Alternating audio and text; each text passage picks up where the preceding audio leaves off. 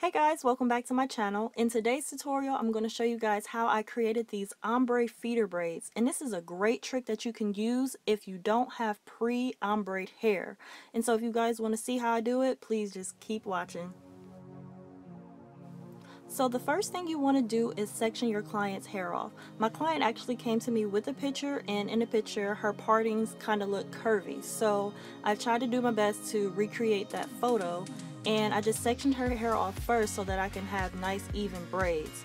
Secondly, I just sectioned off the braiding hair, and I used two packs. The red I believe is a 530 and the black is in a 1B, and so I sectioned off small sections.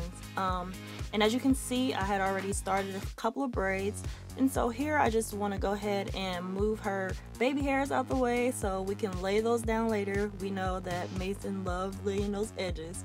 And now I'm just going to tap her roots with this gel, and I'm going to make sure I apply it on both sides of her hair and do it all the way till you get close to the nape area. Sometimes you don't have to apply it that low, but depending on the client's hair, sometimes I do, sometimes I don't. But this kind of just helps with the gripping of the hair and just to ensure that you're going to have a nice neat braid.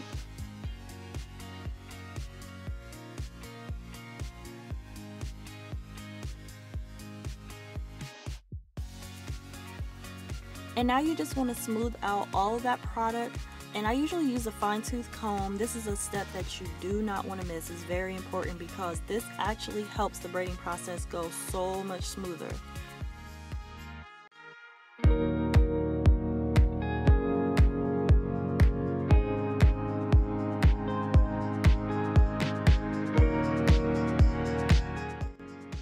Once all that product is smoothed down, then you can start applying product to the edges. And this is the fun part because this is where you're going to frame the client's face. So you kind of get to move the hair in a direction that you want the braids to lay. And so I kind of just do a swoop because it just looks a little more dainty. Now this is how I section the hair when I'm actually starting my stitch braids. I literally just take my rat tail comb and I continue to create partings all the way down the hair shaft. And this helps me, and I know some people who are beginners use rubber bands. I guess this can be considered intermediate, so you don't have to pick up clumps of hair as you're braiding, but this helps ensure that nice stitched braid. And so here I'm just going to start the feeder braid, and I do this how I've done every feeder braid video that I've posted, and every 2 loops I just add another strand of hair in, and that's why I created smaller strands so that the hair and the braids won't look so clumpy towards the beginning. And so I just take, each section of hair and I just add it into the braid until I get all the way down the shaft.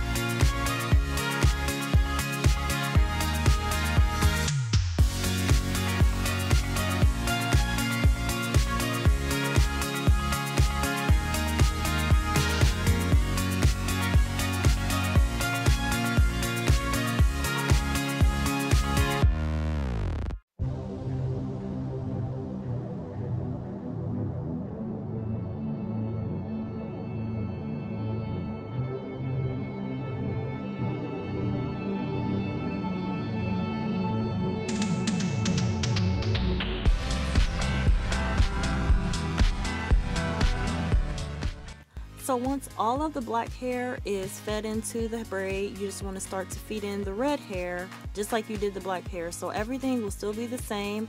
Every 2 loops you're just going to add in another strand of hair.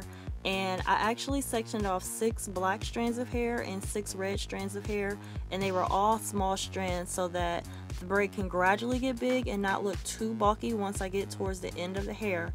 And so yeah, I'm just going to continue to braid all of that hair up into the braid. And everybody kind of does feeder braids differently. This is a method that I've used since I was a kid, and it works for me. It's the only method that I use.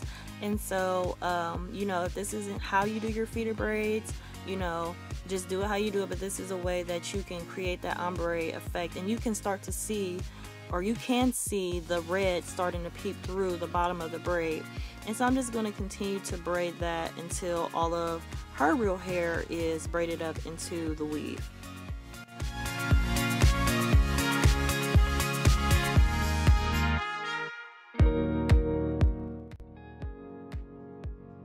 Now, this is the most important step when creating that ombre effect.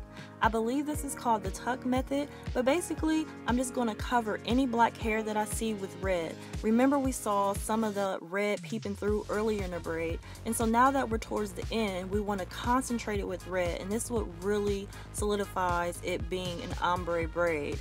And so yeah, I just want to cover any black hair that I see, and it's pretty simple because all you got to do is just tuck the hair under. So I guess it is called the tuck method. So yeah, just tuck any of the black hair in the red, and then you just continue to braid it down the shaft.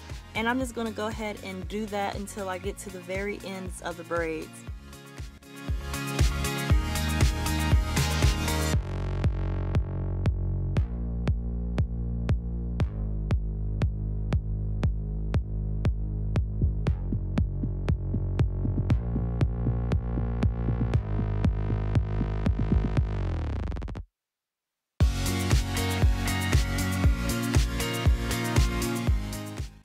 And once the braids are finished, you just want to saturate the hair with mousse. I like to use this shine mousse because it's very good in setting the braids and also controlling the frizz.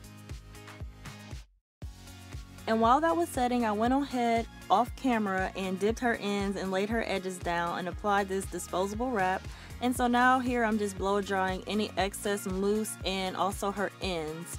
And that way she won't be dripping when she leaves. Well, she is dripping if you catch my drift. Alright, I'm kind of corny. But yeah, so now I'm just going to turn her around and show her her hair for the first time that it's all complete. And yeah, this is pretty much the final results. Her braids are very fresh. They're not too tight. It's very important not to braid too tight. And so yeah, these are the ombre braids. Her braids are nice and even and neat. And she'll be able to wear these braids for about 2 to 3 weeks before she needs a new style.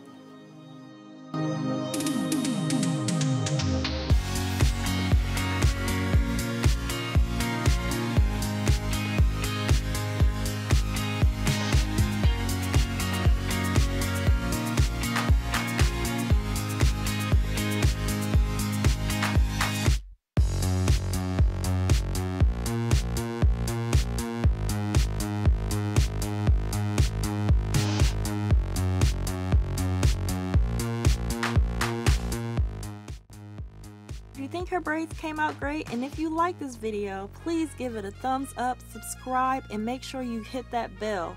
That bell will also be very important because I'm having a 10K giveaway. Help me get to 10,000 subscribers, and stay tuned on how you can enter to win this giveaway. It's going to be some great prizes, and I'm very excited. So thank you guys for watching. I'll see you in my next upload.